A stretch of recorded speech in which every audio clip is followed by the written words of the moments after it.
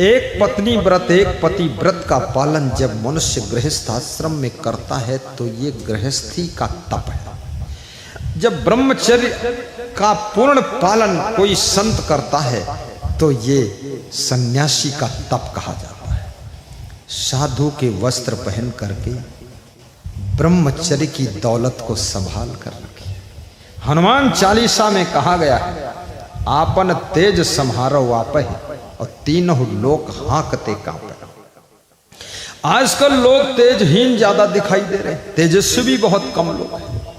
तेजस्वी बनो, वाणी ओजस्वी हो, जीवन तेजस्वी हो और कर्म यशस्वी हो और आपका मन तपस्वी हो।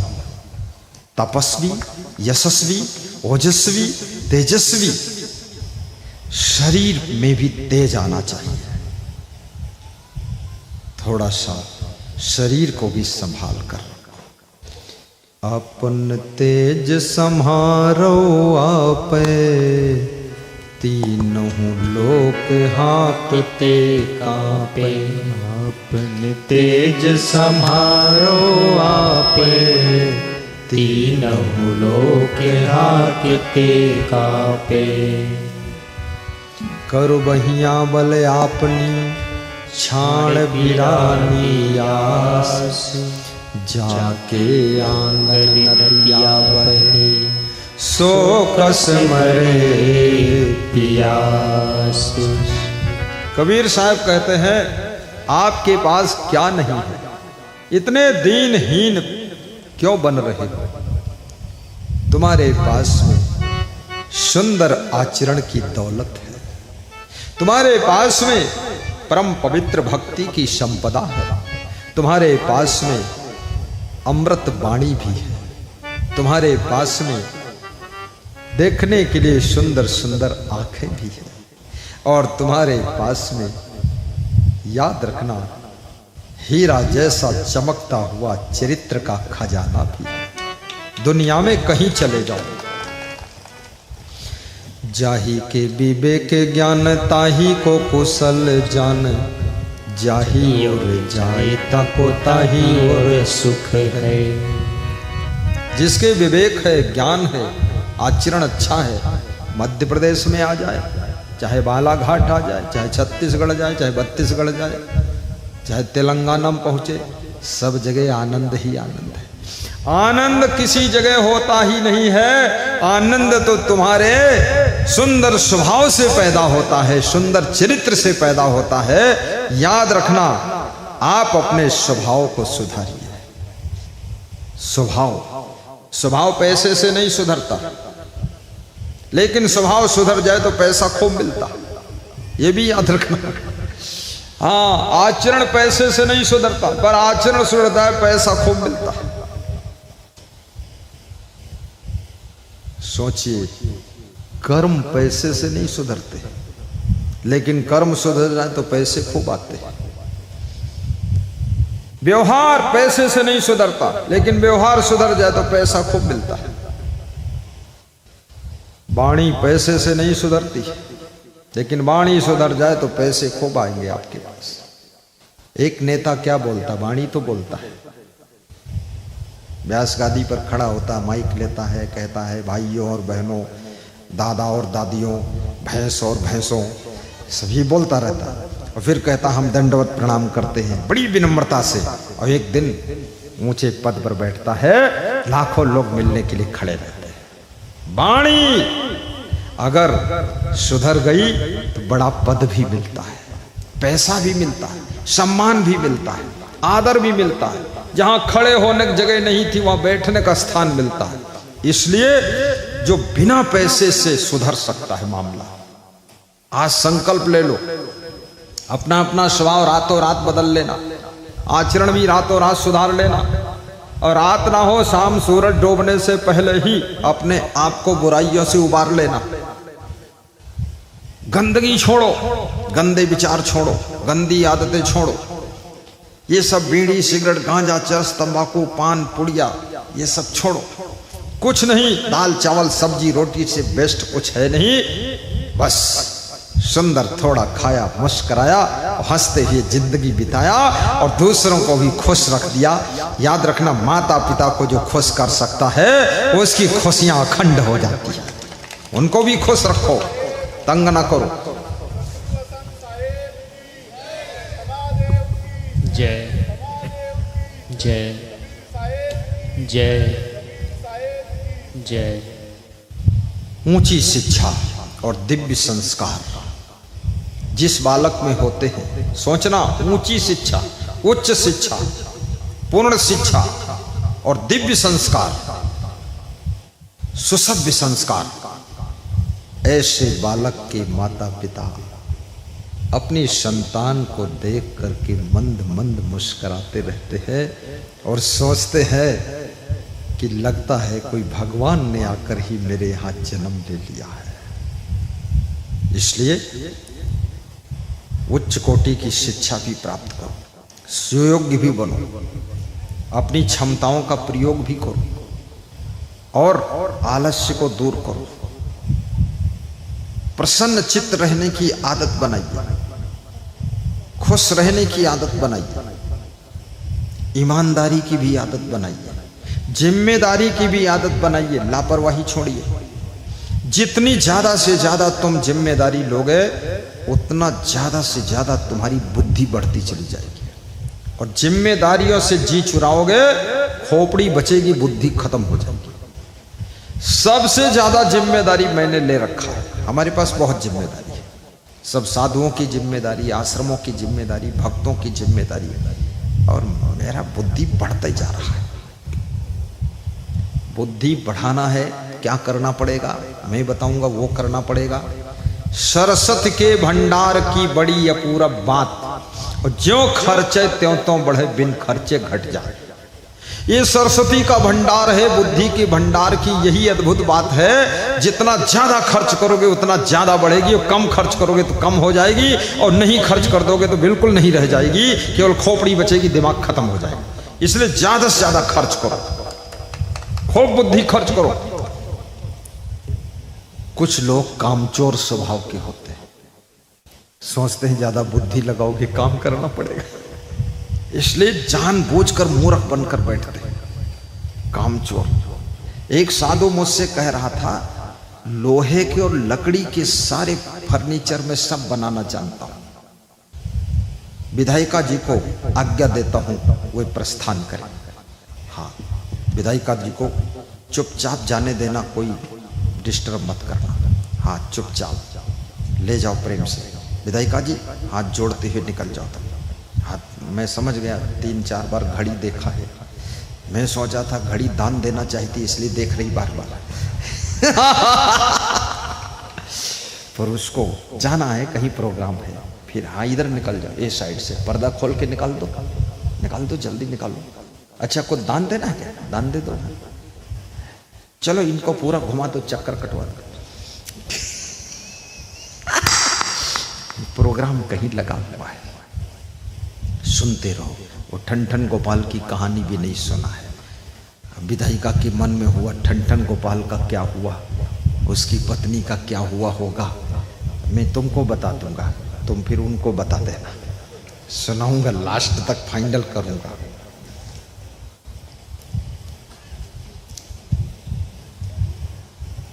मुस्कुराते रहो, गुनगुनाते रहो। थोड़ा भजन भी गुनगुनाया करो। मुस्कुराते रहो, गुनगुनाते रहो।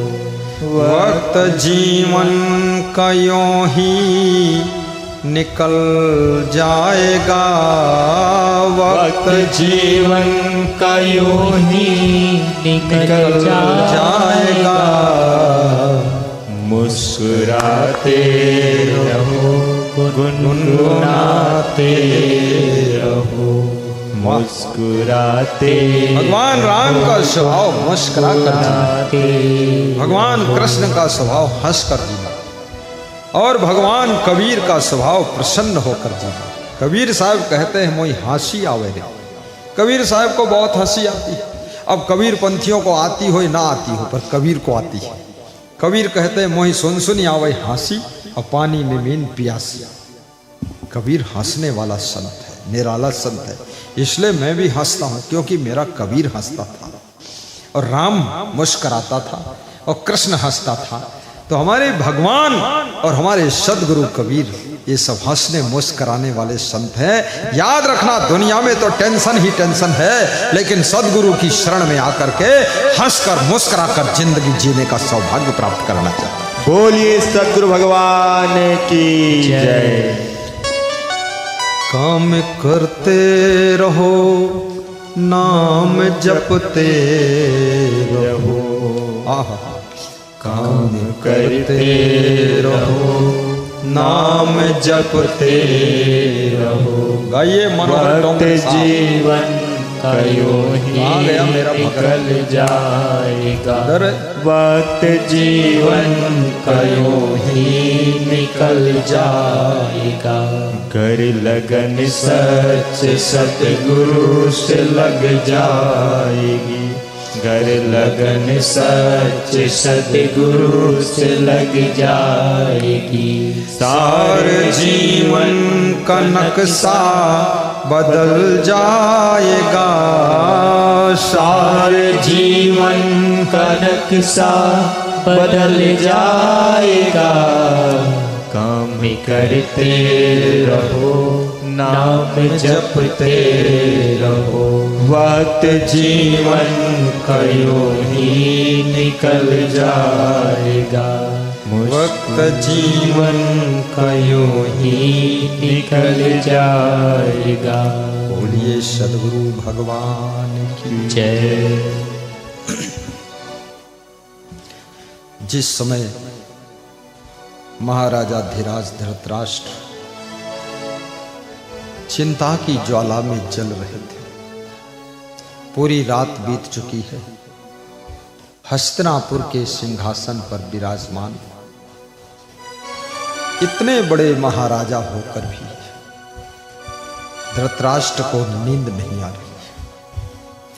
दिन में चैन नहीं मिलती है, रात को नींद नहीं आती है।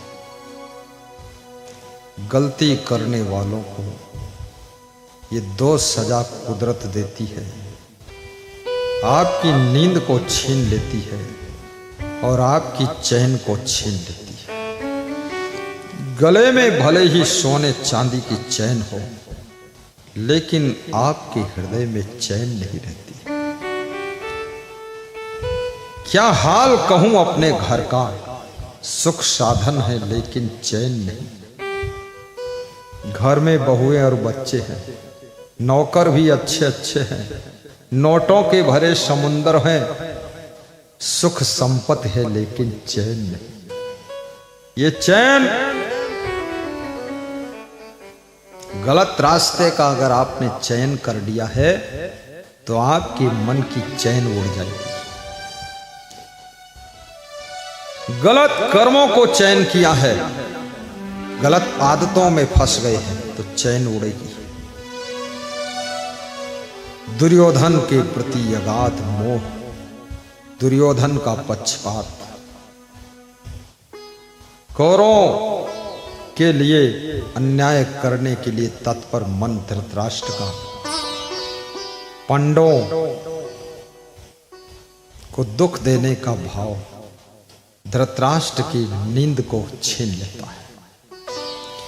इसलिए नीति के राह पर चलो। धृतराष्ट्र महात्मा विदुर को याद करते हैं।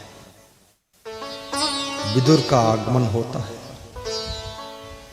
विदुर कहते हैं राजन मुझे कैसे याद किया। विदुर आओ मेरे पास बैठो, तुम्हारे शब्दों से मुझे शांति मिलती है और मुझे सपना आ रहा है। कौरव मरे हुए दिखाई दे रहे। सपने में राजन आपका सपना शीघ्र साकार होने वाला है। ये जो सपने में दिख रहा है ये जागृत में होने वाला है, और शायद इसीलिए आपको आंखें नहीं मिली, क्योंकि जो होने वाला है उसको तुम देख ना सको, इसलिए पहले से आंखें नहीं। और ये जो होने वाला है ये तुम्हारे कारण ही होने वाला है। उसी बीच में व्यास जी का प्रवेश होता है राजमहल में। व्यास जी अपनी मां सत्यवती के पास जाकर पैर छूकर कहते हैं, मां चलो मैं आपको लेने आया। अरे बेटा, हस्तिनापुर में राज दरबार में मैं रहती हूं, मैं तुम्हारे साथ नहीं जाऊंगी। नहीं मां, यहां तुम्हारे रहने का समय पूरा हो चुका है। अब यहां वो होने वाला है जिसको तुम देख ना पाओगे, इसलिए पहले से ही आप यहां से विदा हो जाओ। अब जंगल में चल करके हमारे साथ कुटिया में रह करके पुत्र का जो कर्तव्य होता है, मां को वृद्धावस्था में शांति से रखे। चलिए अब आप तपस्या करिए। क्या होने वाला है बेटा यहाँ? मां, यहाँ पर ये तुम्हारा जो परिवार है, कौरव पांडवों के बीच में महाभारत युद्ध होगा। ये सब कौरवों की खून की धारा बहेगी, महिलाएं सब विधवा होंगी और यहाँ छोटे छोटे बच्चों की लाशें बिछी होंगी, जिसको तुम देखकर तड़प तड़प कर मरोगी। इसलिए उससे पहले विदा हो जाओ। व्यास जी सत्यवती को लेकर विदा हो जाते हैं। विदुर जी धृतराष्ट्र को समझाते हैं कि राजन, अभी भी वक्त है, संभल जाइए, पांडवों का हिस्सा दे दीजिए, दुर्योधन का मोह छोड़ दीजिए, युधिष्ठिर को युवराज बना दीजिए। युधिष्ठिर में वो योग्यता है, हस्तिनापुर की गद्दी के योग्य है। ज्यादातर गद्दियों पर अयोग्य लोग बैठ जाते हैं, चाहे वो राजगद्दी हो, चाहे धर्म गद्दी हो, चाहे मठ मंदिर की गद्दी हो। अयोग्य लोग खींचातानी करके गद्दी पर कब्जा करते हैं, और जब गद्दी पर रद्दी लोग बैठते हैं तो गद्दी की भी भद्दी हो जाती है। इसलिए योग्य आदमी जब गद्दी पर बैठता है तो गद्दी की शोभा बढ़ती है। अयोग्य आदमी जब गद्दी पर बैठता है तो उस अयोग्य आदमी की गद्दी के कारण शोभा बढ़ती है। याद रखना, गद्दी का लालच छोड़ो, जो योग्य है उसको बैठने दो। कितने आश्रमों की गद्दियों पर गलत लोग बैठ गए, आश्रम को बेच रहे हैं, आश्रम को बर्बाद कर रहे हैं, आश्रम में व्यभिचार कर रहे हैं, आश्रम में खुराफात कर रहे हैं, और आश्रम में भक्त को एक गिलास पानी नहीं देते हैं, और संत का कोई सम्मान नहीं, सत्संग का कोई नाम नहीं। बस चकई के चकधुम, मकई के लावा, तिकड़ी के तिकड़म उसी में बनाते रहते हैं। कोई कुछ कहे तो क्रोध करते हैं। सब जमीन छल कपट करके अपने नाम लिखा लिया है, बेईमानी कर लिया। भोले भाले साधु संत वहां थे, वो बेचारे ऐसे देख रहे हैं आइसक्रीम खाने के लिए, क्या करें हम। इसलिए याद रखना, साधु संत को भी बहुत भोला भाला नहीं बनना चाहिए। अपने आश्रम की लिखा पढ़ी रजिस्ट्री कागज भी देखो कहां क्या है, कंप्लीट करो। और गुरुओं को जीते जी अपनी गद्दी पर सुयोग्य व्यक्ति को चुन देना चाहिए, ताकि गद्दी के लिए शिष्यों शिष्यों में झगड़ा भी ना हो। और कोई राजगद्दी पर बैठना है, किसी प्रदेश का मुख्यमंत्री चुना जा रहा है, किसी देश का राष्ट्रपति और प्रधानमंत्री चुना जा रहा है, योग्य व्यक्ति को आने दो। शासन के लालच में योग्य व्यक्ति को पीछे मत करिए, अन्यथा पूरा राष्ट्र पीछे चला जाएगा।